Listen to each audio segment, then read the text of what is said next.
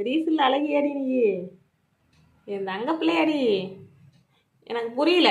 ஒரு நாளைக்கு 3 நேரங்கிறது 4 நேரம் உங்களுக்கு சாப்பாடு போடுறேன்.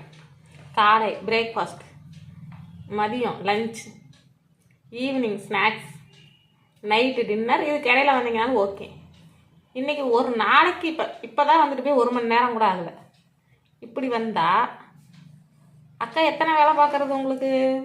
இன்னும் 4-5 வேலைக்கு போனோம்னா கூட உங்களுக்கு கட்டுப்படி ஆகாதாட்டிருக்கே. ஏப்பா,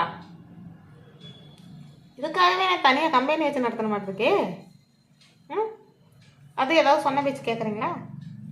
கெட்டி பால் வேணும், தண்ணி பால் ஆகாது. அப்புறம் சிக்கன் மீன் தான் வேணும்.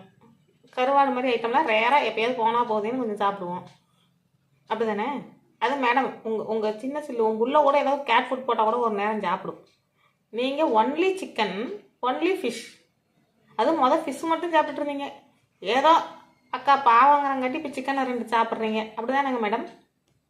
மேடம் பெரிய சில்லு மேடம், ஏங்க மேடம் சொல்லுங்கள் மேடம். அப்படிங்களா? சரி தரையிறேன். ரொம்ப பசி வந்துச்சா பாப்பாவுக்கு? இன்னைக்கு 2-3 தடவை பசிச்சுதா? ஏன்?